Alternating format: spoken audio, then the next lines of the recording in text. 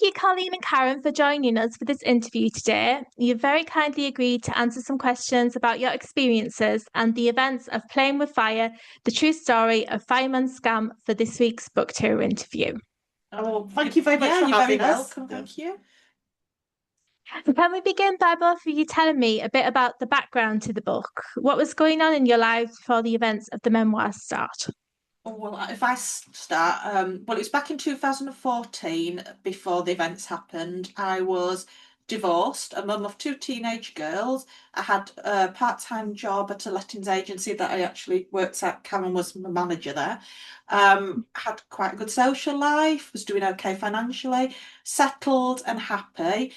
Wasn't particularly looking to meet a new man, but wasn't, closed down to the possibility of romance as I'd been divorced quite a while. Got on well with my ex-husband, so quite happy and content, really. Yeah, going along quite nicely. And I was with Ryan at the time. We weren't married at that point.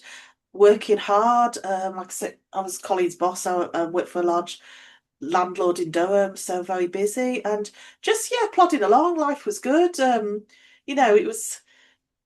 It wasn't the most exciting of lives, but it was good and it was decent. We were happy. Yeah, so all was good. Yeah, and so obviously James, which wasn't his real name, came into your lives. And what was both of your first impressions of the man you got to know? James was a very likable character. He big personality. Everybody that met him loved him. He was the kind of guy that if there's any sort of problem, he'd be the first thing he'd say is, "What can I do to help? What can I do to sort it out?" Now, when we know the full extent of the story and what he truly was, we know he was creating a lot of the problems to be the one to swoop in and solve them. But on first impressions and first meeting him, yeah, lovely guy, good dad, good person to have around, very outgoing and supportive, wasn't he, Karen? He was. I mean, my initial thoughts were he was. I didn't know if he was ideal for Colleen because he was sort of very exuberant in his way, and he was very talkative, and he was always on the go. Terrible dresser, um, but the more he was involved in her life, it's like Colleen said, he was just there. He was everyone's support. He was sorting everything out. He was a linchpin of He a was a family, linchpin, wasn't and he he? was very, very charismatic. Yeah, He had a certain way about him that could just draw people in, and everybody loved him. did he? And that was it. And I loved him as well. After So, initial being a little yeah, reticent, I then I wouldn't loved him. say he was particularly the type of man I'd have been attracted to, but you couldn't ignore the spark they had about him. And he wasn't aesthetically what I would have normally gone for, but he was just such a nice, Yeah. good guy, or so we believed, that you were just drawn to him. Mhm. And he quickly became a part of your lives and was accepted into your family. He appeared initially to have the positive qualities that you've mentioned. And how did these present to you both as you got to know him even further, as he became more of a part of the family? It was the stories he'd tell you about his job and the hero side of it, if you like, and how much the camaraderie he'd have with the guys he worked with. And he was very much into helping others. He was very charity based, wasn't he? Yeah. What he could do to help people that were in need. And even my daughters, he'd go so far to help them in any way he could possibly. Again, potentially causing issues that he could help them out on. He just, yeah, just such a good guy, It really. was it. What we always hear people saying is, "Oh, salt of the earth sort of guy, thoroughly decent chap." Just he tied for everyone. He had a way back. Like I say, he's very charismatic, and he was always the biggest presence in the room, and people would naturally be just attracted to They him, like gravitate like towards a him, moth yeah. to a flame. But he always had a way as well of making you feel that you were very important and your opinions counted. I still always say if he had such good skills, if he'd used them for good, he could conquer the world. Yeah. Unfortunately, he chose not to. But he had. I'll always admire him for the way because I wish I could be so confident in a crowd as he was. But that's not actually who he It's when, was. no, it's when it actually, the truth came out, which obviously we'll probably mention in a little bit. Mhm. Even when he knew what he was and what he'd done, we felt quite bereft afterwards. It was Yeah, like there was a part of a life, and it was like somebody had died. yeah, So even knowing what he'd done and how he treated us and how he'd manipulated everybody around him, you still missed him Yeah, because we loved him. we loved him, Yeah. and you can't just turn that off. And he had died in effect because James had died because James no longer existed because he'd never So we existed. almost grieved Yeah. for who James Scott was, because then suddenly there was a Greg Greg Wilson Wilson that we didn't know. So it's hard to put into words. And now all these years later, we can stand on the sidelines and look and think, oh my God, what a horrendous person he was. But at the time, it was still like a bereavement, wasn't it? Yeah. He was It very makes clever. absolute perfect sense to me, yeah. And when did you both start to spot warning signs that he wasn't all that he seemed? For me, it would have been there was just plans that were often made just wouldn't pan out, and there would always be something at the last minute that would happen, which, life's like that. Life's tricky and, it throws you curveballs all the time. But there just seemed a few too many to be happening. And also, I'd invested hugely into businesses. He always did have plausible excuses. He did have, and he always backed up with loads of emails and telephone calls from different people. But it was just happening a little bit too regularly. And also, some of the business deals I was involved with just he seemed to be dragging his feet a little bit, and I pretty much had invested everything into it. So for me, I was fine. It was just during the night, when you wake up at 3 a.m. and there's these little warning bells going off, and it's like, oh my God, is everything okay? But he would always be able to talk us around because well, like the police did, they don't know who all these people were, whether they were actors he was paying or what, but he always had people to back up everything, and phone calls and emails, and so we always put at ease. But there were certain times that he began to think something doesn't feel quite right, but not sure why. And mine was different. My suspicions, really, if you can even call them that, there was no financial outlay for me, so it wasn't that I was worried about any money I'd given him, and there was no, I didn't give him a single penny. With me, it was towards the end. I felt a little, maybe because when you're in the middle of it, you can't see it. But there were certain, I'd see a friend that I hadn't seen for a long time. They go, "Oh, you look different," or "Oh, you don't seem like you've got your spark like you used to have." And sometimes I start to think, was he changing me slightly? But just not that I was overly worried about it. I mean, my fears, even I didn't even, when you would speak to me about your fears financially, I would talk to you and then he would confirm that everything was fine.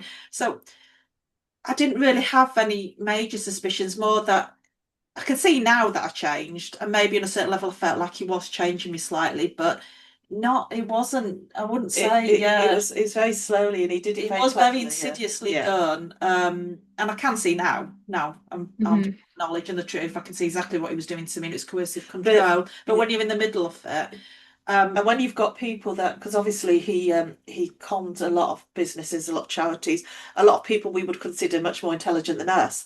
So, there's all these people that are on board with him, and obviously now a lot don't want to talk about it because it's a little bit embarrassing for them to, to say they were duped. But so many people that he did really, con and manipulate, that very, very clever people, that he had a real skill about it. And after the truth came out and we were taught to people about it, they still wouldn't believe us. It was like, no, James, he would never do that. He's a good bloke. You've got it wrong. So even people that weren't really in the middle of it, so involved in it, were still believing him over us for a while, until obviously all the truth did come out because he was so convincing.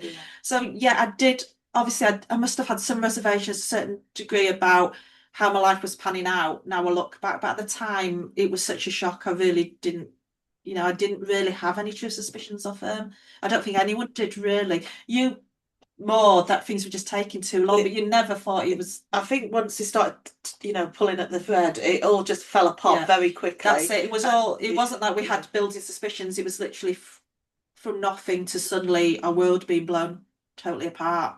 And that was the hardest bit to come to terms with, wasn't it? Yeah. And what advice would you both give to others who've perhaps shared a similar experience, or even suspect that all may not be seen as it seems in their relationship? To trust the gut. If you do have that slight unsettled feeling, and you just push it down, don't push it down, just go with it. Because if something doesn't feel right, she probably isn't. Dig a little bit deeper. But I'd also say if you're involved in something, you find out something similar to what happened to us, or maybe not as bad, but if it's happening to you, don't blame yourself, because these people are really clever, and there's nothing wrong with being a nice, trusting person that believes in people. And I always want, I know you do as well. We always want to remain like that. Absolutely. And I do have, when to talk to people about what happened, and I've gone on since to rebuild my life, and we're doing good work to help others and support charities. And I have moved on and remarried, and my now husband has adopted my little boy, so I'm happy. And I have people that will say to me, "Oh God, how did you ever trust anyone again? How after that happened to me, I'd never trust another guy."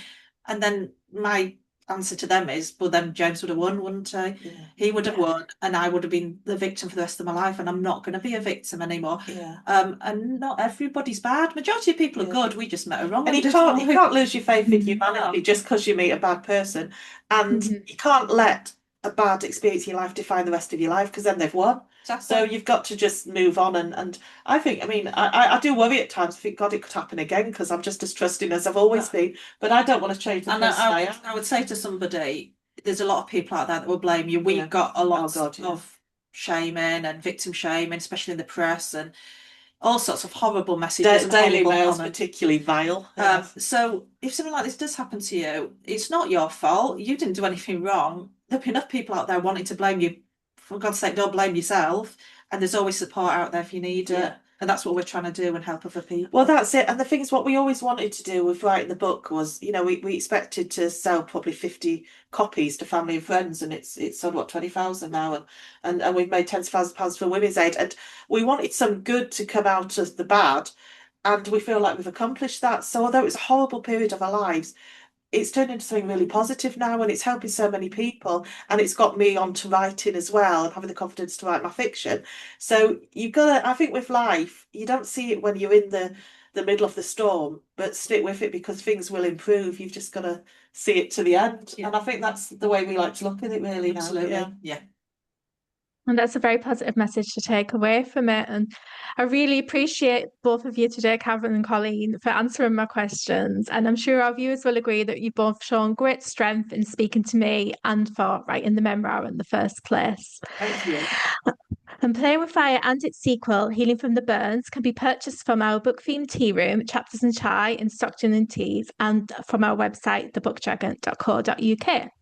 And if you'd like to meet Karen in person, she has a book signing this coming Saturday in Stockton and Tees, where she will be signing copies of this book and all of the others in her collection, including her Christmas book, A Christmas Caroline. We hope to see you there between 2 and 4 p.m. Thanks again for joining me today. Yes, please stop by for coffee. Yeah, coffee and cake's great. They do amazing cakes as well. The chocolate brownies. Wow. As recommended by Karen. Absolutely, top notch. Thank you both. Okay, thank you so much. You Have a take great care. day. Bye. Bye-bye.